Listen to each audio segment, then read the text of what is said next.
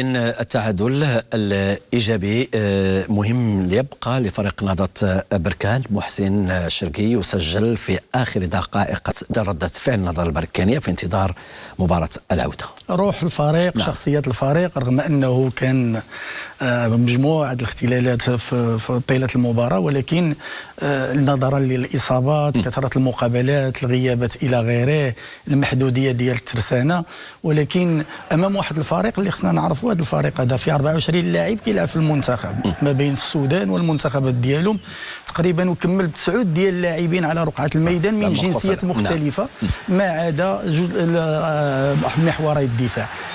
وبالتالي فهذا الفريق هذا بين على واحد وجهين. الا بغينا نقولوا، حنا كنا كنقولوا بان الفريق عنده طابع هجومي محض، بان بانه بدا بالبلوك متقدم، بغى ينقل الاطوار ديال المقابله كامله في البدايه ديال الشوط الاول الى المناطق نصف ميدان ديال بركان. جاو واحد 3 ديال الكرات في الظهر، فتفطن المدرب ورجع ينكمش الى الوراء عاوتاني ببلوك من متوسط الى متواري الى الخلف، شد جميع المساحات الى غيره. ولكن القوه ديالو الضاربه هذا الفريق، هذا النادي اللي هو نادي ديال الرحال طبعا، القوه ديالو الضاربه هي الاطراف. عنده ظاهر لوزولو، وعنده الظاهر ايبويلا، زائد اداما، زائد جون كلود، وعندك المهاجم اللي هو عبد الرحمن. هادو متمرسين. بعد في الظهر ديالو كيلعب رؤوف. معنا الفريق متوازن جدا، في اكثر من 7 ولا 8 ديال الجنسيات، متوازنون جدا، وقدر انه يخلق الفرق. وقوي في التحولات، وقوي عبر الاطراف، وواحد ضد واحد الى غيره. واللي زيدنا حنا عطيناه فرصه هو انه تلك الجهه اليمنى التي برز فيها اداما، كان فيها بوخريس وكان فيها الحدادي، بجوج بهم متثاقلين الى حين دخول المساوي. عاد بقينا كنجبروا العمق، بقينا كنجبروا اننا واحد التوازن دفاعي بتحول العسال الى كمدافع، ولا عندنا وبوخريس في جهه اليمين كيغطي عليه الرياحي ويوسف ميري. اذا بان واحد شويه ديال التوازن التصحيح في ظل الامكانيات، وهذا ما كيعنيش بان الشوط الثاني باقي مفتوح. بركان له ذاكرة سفر جيد، نتمنوا أن تسعفوا في هذا السفر إلى كيغالي. على أي نهضة بركان بتاريخه المهم جدا في مسابقات الأفريقية، خصوصا كأس الكاف، مقابل الهلال السوداني، واحد من الفرق القوية جدا على مستوى كرة القدم السودانية. عديدة هي الألقاب المحلية، غاب عن منصة التتويج الأفريقي مقابل 3 ألقاب لنهضة بركان.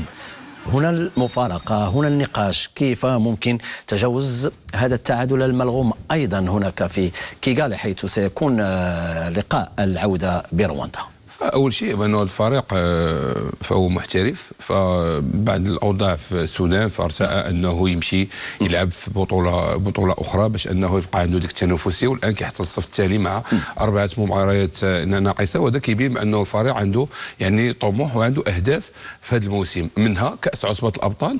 فكنظن أنه طرقت اللي تسير بها المقابلة، فكيبان بكاين واحد النهج تكتيكي اللي هو ذكي، لأنه لا شفنا نسبة الاستحواذ اللي هي 33% وعدد التسديدات اللي وصلوا 15، اذا هنا كنتكلموا على الكلمه اللي قلت مهمه، هي التحولات السريع ديفونس اتاك، فكانت بشكل جيد لانه وصلوا اكثر من مره، عندهم يعني فرص سانحه للتسجيل اكثر من مره. فريق النهضه البركانيه نعم عنده تجربه على مستوى كاس كونفدراليه الافريقي، ولكن هنا كنتكلموا على مستوى اخر اللي هو كاس عصبه الابطال. ما كايناش عند الهلال السوداني، ما عندنا الهلال السوداني، ولكن خاصنا التركيز خصوصا في بعض الفترات المباراه، لانه اي مباراه كيكون فيها لو طون فور طون فابل، فهذيك الجيستيون ديال لو طون فور والطون فابل، انك طون فور خصك تسجل فيه والطون فابل ما خصك تستقبل الاهداف.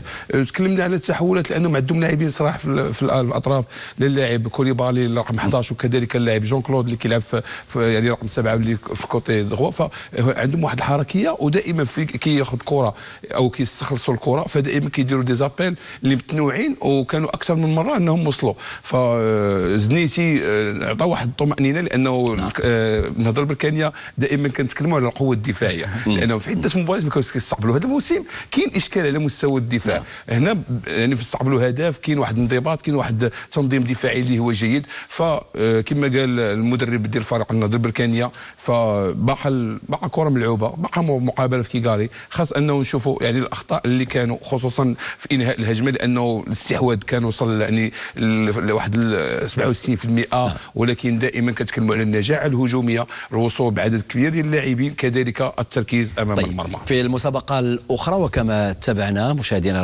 الكرام